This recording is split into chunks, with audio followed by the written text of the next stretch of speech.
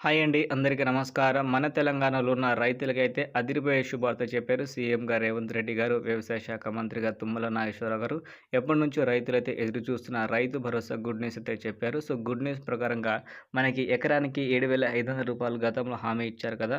ఆ హామీ ప్రకారంగా డబ్బులైతే విడుదలైతే చేసేస్తుంది. ఈసారి వానాకాలం పంట పెట్టుబడి సాయం కింద కొంతమంది మనకైతే ఎండాకాలం డబ్బులు అయితే ఒకేసారి ఇస్తారని చెప్తున్నారు. సో, వాటి గురించి కూడా మనమైతే మాట్లాడుకుందాం కాబట్టి ఈరోజు ఈ వీడియో మీకైతే పూర్తిగా ఎండ్ వరకు చూస్తే మీకు రావాల్సిన రైతు భరోసా డబ్బులు ఎప్పటి నుంచి మీ ఖాతాలో జమ చేస్తుంది ఈసారి కాంగ్రెస్ ప్రభుత్వం అని మీరైతే తెలుసుకోవచ్చు. సో, ఈ వీడియోని మాత్రం మీరైతే లాస్ట్ వరకు చూడండి. అదేవిధంగా కౌలు రైతులు కూడా చాలా వరకైతే కామెంట్ చేయడం అయితే జరుగుతుంది. సో, వాళ్ళు కూడా అడుగుతున్నారు.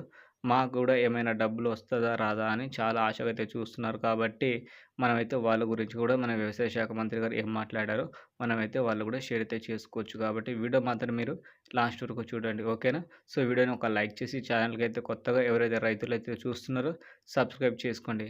ఇప్పుడొచ్చేసి మన తెలంగాణలో గత ప్రభుత్వం ఉన్నప్పుడు రైతు బంధు పథకం కింద సంవత్సరానికి రూ. 10,000 అయితే ఇచ్చింది. సో, వాళ్ళు స్టార్ట్ చేసింది 8,000 నుంచి 10,000 అయితే ఇచ్చారు వాళ్ళు.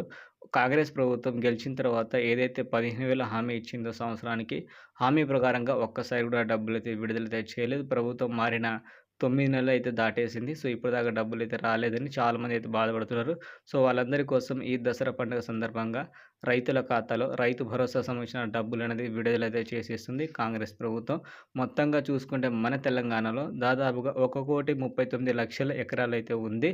సో, దీంట్లో చూసుకుంటే 32,00,00,000 ఆహ్, రై ముప్పై 32,00,000 రైతులైతే ఉన్నారు. సో, రైతులకి వచ్చేసి దాదాపుగా ఈ డబ్బులన్నీ అందించడం జరుగుతుంది అని చెప్పడం అయితే జరిగింది. సో, మొత్తంగా చూసుకుంటే ఈసారి వానాకాలం పంట వేసిన రైతులకే రైతు భరోసా డబ్బులు వాళ్ళ ఖాతాలో అయితే జమ చేసేస్తుంది కాంగ్రెస్ ప్రభుత్వం అని మీరు తెలుసుకోవాలి. అదేవిధంగా చూసుకుంటే ఎన్ని ఎకరాల వరకు ఇస్తారని చాలామంది రైతన్నలు అడుగుతున్నారు.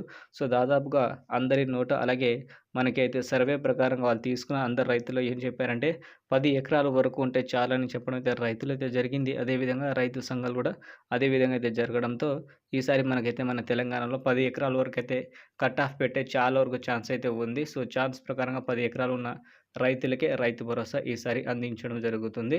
అదేవిధంగా చూసుకుంటే గతంలో కూడా మన తెలంగాణలో కౌలు రైతులు కూడా మేము డబ్బులైతే అందిస్తామని చెప్పారు. సో, వాళ్ళ మాట ప్రకారంగా చాలా వరకు కౌలు రైతులైతే ఎదురైతే చూస్తున్నారు. మాకు కూడా డబ్బులొస్తాయని. కాకపోతే ఏందంటే వ్యవసాయ శాఖ మంత్రి గారు మన తెలంగాణలో రైతులకి అలాగే ఓనర్స్ ఎవరైతే ఉంటారో కౌలు రైతులు, సో, వాళ్ళ ఇద్దరి మధ్య అగ్రీమెంట్‌తో ప్రకారంగా చేసుకొని ఏదైనా ఒప్పందం ఉంటే వాళ్ళకి రైతు భరోసా అనేది ఇవ్వడం అయితే జరుగుతుంది. మెయిన్ రైతు ఎవరైతే ఉంటారో వాళ్ళని ఆపేసి కౌలు రైతులకు డబ్బులైతే ఇస్తామని చెప్పారు. కాకపోతే దీనికి సంబంధించిన ఏమైనా డాక్యుమెంట్స్ అనేది మనం కౌలు చేసేటప్పుడు ఎలాంటి డాక్యుమెంట్స్ ఉండదు కాబట్టి మనకైతే ఈ డబ్బులనేది మన ఖాతాలో అయితే జమ చేయదు ఈసారి కాంగ్రెస్ ప్రభుత్వం. ఓకేనా? సో, రైతు భరోసా డబ్బులనేది మనకి 5వ తారీఖు నుంచి రైతుల ఖాతాలో అయితే పడడం అయితే జరుగుతుంది. సో, అప్పటి వరకు కొంచెం వెయిట్ అయితే చేయండి. అలాగే ఏ ఇన్ఫర్మేషన్ వచ్చినా మన ఛానల్‌లో వీడియో అయితే తీసుకొస్తాం మీకోసం. కాబట్టి ఛానల్‌కైతే సబ్స్క్రైబ్ చేసుకోండి. Thank you.